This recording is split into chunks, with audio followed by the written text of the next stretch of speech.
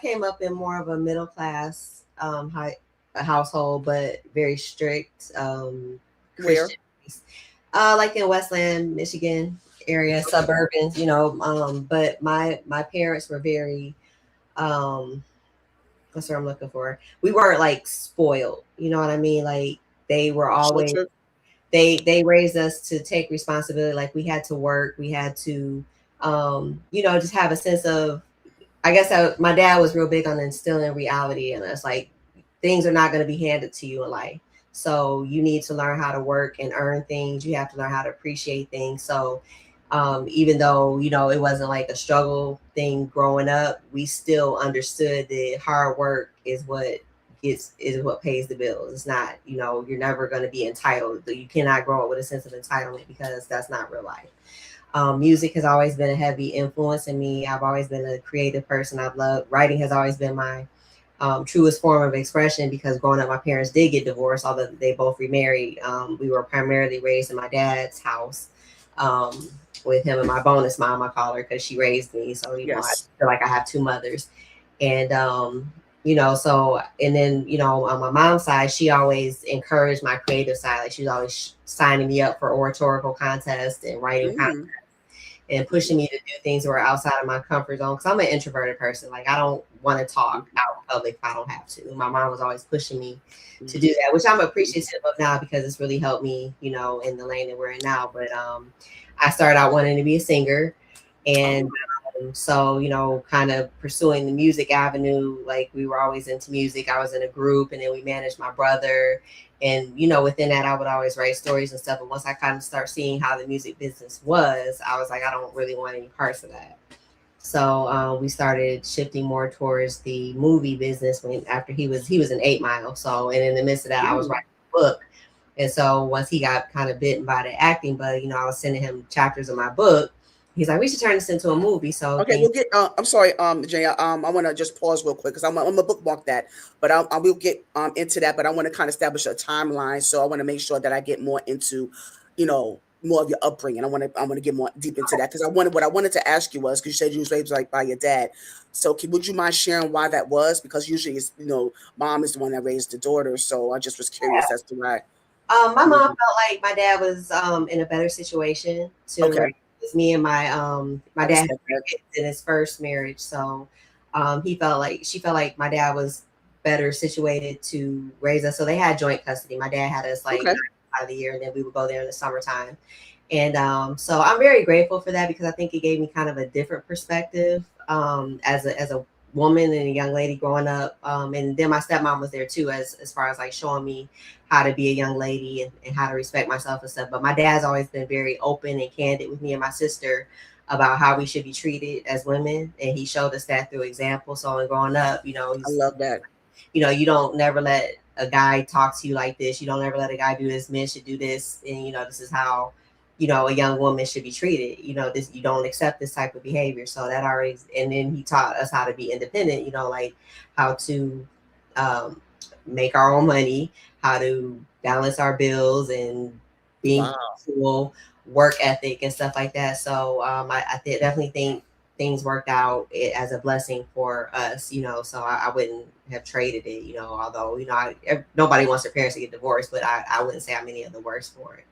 Yeah, and I'm so glad to hear that because I mean, you have so many blended families that don't work very well. They're not cohesive at all. They just fail to just mesh well together. So I'm so glad that you was able to have that experience on both sides. So I Well, I'm think that's not just a gonna say it was blessing. always harmonious because it wasn't, but Oh, okay, understandable. But it worked towards that. It got to that point yes, because eventually, in some spaces it never gets there. yes. It never, so I'm just, but that is a blessing though, Janai, especially with having that father figure. See, that's why it's so important. Fathers are so important, and I just feel like we shifted from that, the man's role, and I know we joked about that, Rocky, backstage about being the man of the house, but that's so important though. It's not to say that it isn't, in a possessive or controlling way, but that's the way it is. That's the way it should be, you Yeah. know. But in a positive way, and it seemed like your dad had instilled positivity. And I know sometimes. Now, let me ask you this: I know that it benefited you, in the long haul, the way that he was able to guide you, right? But do you think was his approach was hard at harsh at times? Because I know some people may feel that way. Until Yeah, you know, yeah. I mean, when I was going through it, I thought it was hard, but looking back, like I said, I appreciate, like I understand where it was coming mm-hmm. from, because I think that's why it's important to have a mom and a dad in the house, because the mother is the one that brings the empathy, the Yes, softness nurturing. and Mm-hmm. nurturing side, whereas the father is the one that is like the disciplinarian. They teach you how to prepare for the hardness of life. They teach you how to, have thick skin, and things of that nature. So, yeah, it was definitely harsh sometimes, but Yeah, yeah. I had, my bonus mom there to soften them out, soften out the rough edges sometimes. Because if it was just him, we wouldn't have been able to do nothing. My dad was like a drill sergeant sometimes. So yeah. Yeah. So let me ask you, like, from I'm talking about from both households, like, what are some of your memories? Did you have siblings? Did you have cousins around you? Did you play certain games? Board games. What cartoons did you like? Like, I want to get like into that phase in your life as well. Well, I had there's five of us. I'm the oldest of five, and so Okay. I was like the second mom in the house all the time. We watched all the normal cartoons, Looney Tunes, Tiny Toons, Ah, Last yes. Dragon, all that stuff. And we did a lot together as far as like playing outside and riding bikes and stuff like that. So we had a great childhood. We were very fortunate in that way. And so you're the oldest. How how many years between you and your other second eldest? There's three between the second, four with the third, and then eight, and then 10. Oh, okay. Okay, so it's not as a stair step. Okay, it's kind of a gap in between. Yeah. Okay. And so Rocky, can you give me your story? Yeah, I grew up basically without a father, and it was a mom with four kids. A mom with four kids, and Where were we you born and raised? Where were you born and raised? Ypsilanti, Willow Run, Michigan. Oh, what's that? What's that? So it's so where the bomber planes was built. Oh, okay. Uh, the GM plant, the Ford's plant, especially the GM plant. Back in the day, Willow Run was, for the war stuff. People came here, and then the factories opened. People came in from the south Got you. to Mm. raise a family. Ypsilanti is the big city, but I was in Willow Run, part of Ypsilanti, and I had, like I said, I have four brothers and I have four brothers and sisters, but I have four brothers and sisters that are by my stepdad. So Okay. my stepdad was with us probably since I was like four, but he was a father probably from the age of 18 up since Okay. and now. He wasn't a good father then. I never knew my real dad. So that's why I say I was raised by a woman. You know, Mm. my mom, beat on, cheated on, all that. We saw all that. We lived in Oh, the hood, and we always joke around. We as the opposite because, as you see, by skin color, I'm a white man. yeah, Uh, I was gonna ask. I'm like, is he? I'm like, I wasn't sure. I don't want to make any assumptions because you know what I was gonna do. I'm gonna make you laugh real quick. I was gonna for the flyer because I'm very intentional when I put out my flyers and the music that I use. I yeah, was gonna play Ebony and Ivory for y'all, but I wasn't sure. but I was like, I don't know. my stepfather's black. My Oh, okay. Yeah, my sister, one of my sisters is mixed. My other brother and sister is white, and then my four stepbrothers and sisters are mixed. Mix. Mm-hmm. Yeah. So, but like I said, the last 30, 31, 32 years, he's been a great father. And so, but we grew up, in the hood. We grew up when Banging in Little Rock came out in Arkansas, and then we all used to go to the Boys and Girls Club, the South Side of Ipsy Yeah. Yes. side. All was cool. Banging in Little Rock came out, and everybody wanted to be Bloods and Crips. So then they started shooting at each other, killing each other, going to jail, and now the ones that survived are now best friends again. A lot, Wow. and so and for me, just like she said, I wouldn't change nothing for the world of what I went through. I feel like it made me who I am today. And but yeah, but like me and my brothers and sisters, we're very, very You're close. very good. about super close. We talk almost every day. We do stuff together. They literally work for me, you know. Oh, nice. Yeah, yep. And because I come from the basketball world, so with AAU and everything, so I ran big tournaments. I still have that, and they run it. Nice. I love that. I love that for y'all.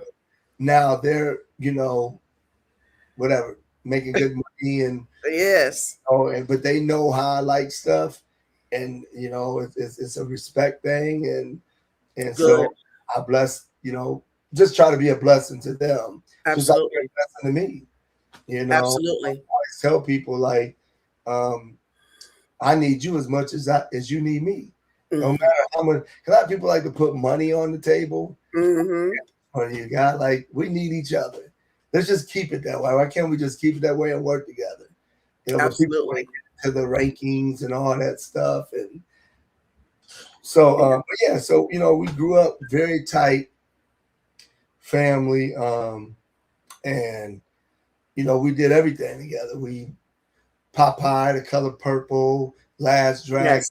Some of Okay. my favorite movies of all I time. love it. I love it. And we went when we didn't have air conditioners. Today I don't know how that happened because I used to have asthma bad back then. Oh, wow.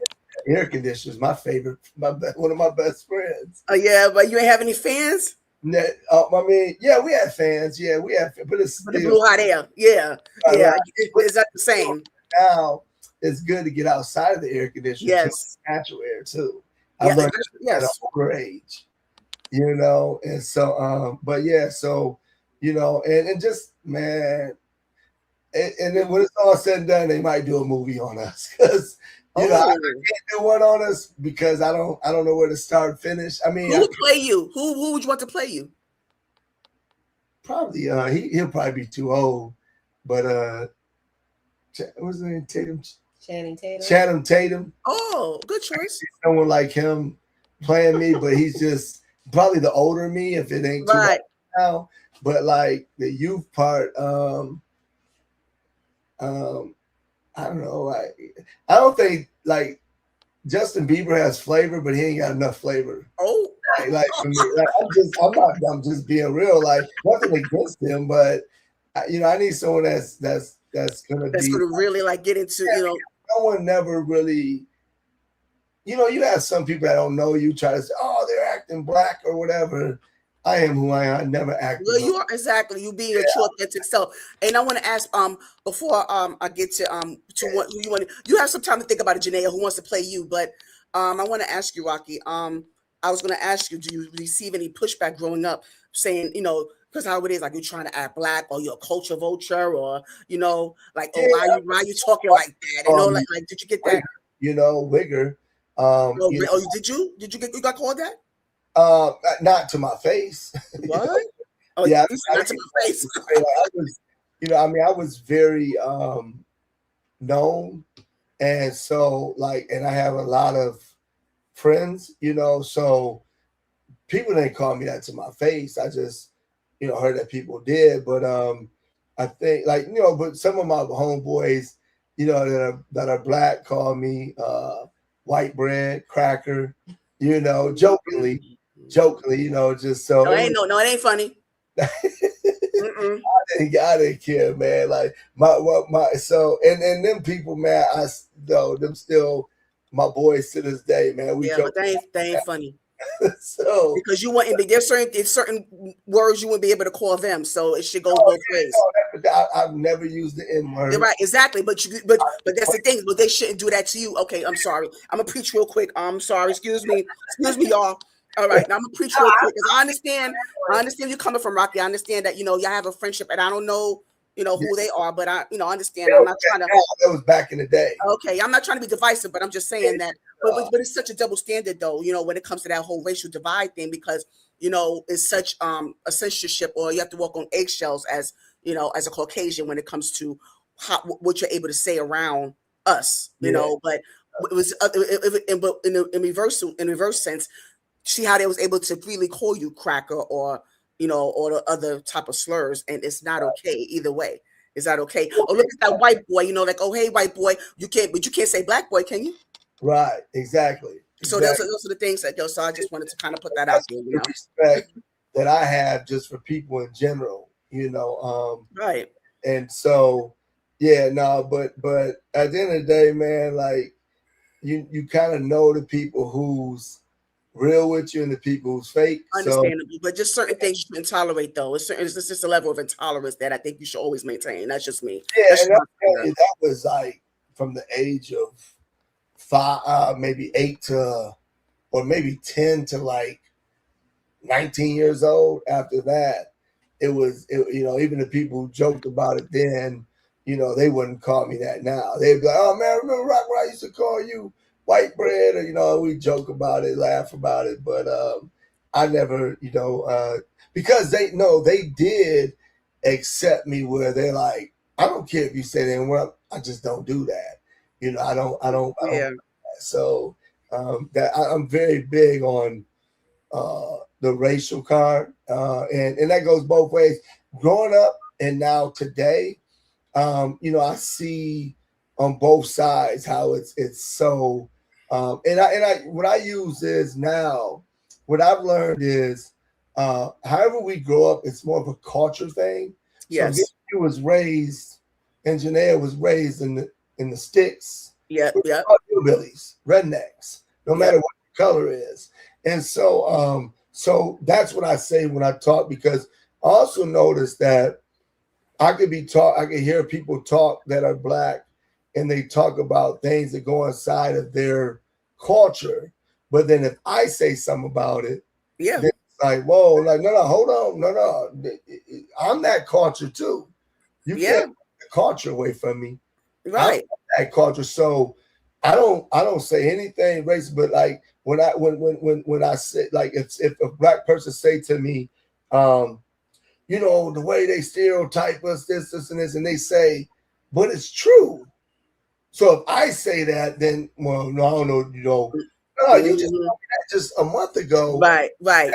So I'm talking about our culture. I'm Yeah. part. If you don't think I'm part of your culture, don't mess with me no more, because I am part of a Yeah. culture. Exactly. And I agree. Yeah, and so I just wish people. I know it's never gonna happen. I wish people would get away from the color and just the culture. Right. You know what I'm saying? We I raised agree. the Donald Trumps. We're gonna be like Donald Trump. Oh Yo, gosh. Uncle Donald, your Uncle Donald. But we Oh. I'm joking. Oh. Mm. You see what I'm saying though? Like, you're gonna be. I know I don't. We don't like politics, so we don't like none of them now. You're So, right. No, got you. but yeah. So that's. I'm just saying, whatever culture you are is what you are. Yeah, it's just who you are. You can't help that. You can't help who you are. But Janaya, well, first I want to ask you who will play you, like in the movie. Just piggyback on what Rocky said about if your family was to do something, do a movie about y'all, who will play you? I have no idea. You had all that time to think. You couldn't think of nobody. Because I mean, the people that popped in my mind are like my age, so like you know what I mean. Like you would think that it would be somebody younger, Mhm. and I just can't think of anybody. I would probably say like a Kyla Pratt. Mm. Oh, okay, yeah, all Yeah. right. Yeah. And Uh, she's awesome. Yeah, a legend. when what's her name not too made up and she's her natural self, a Megan Good, I could potentially, but I don't know. Or I was thinking about Yaya DaCosta, maybe. Oh, I don't know. Thinking of, oh, you're not you're not familiar. Mm-mm. She was a top model. She was like, I think she won second place to Eva on top model. Okay. Yeah, Yaya, beautiful woman, beautiful.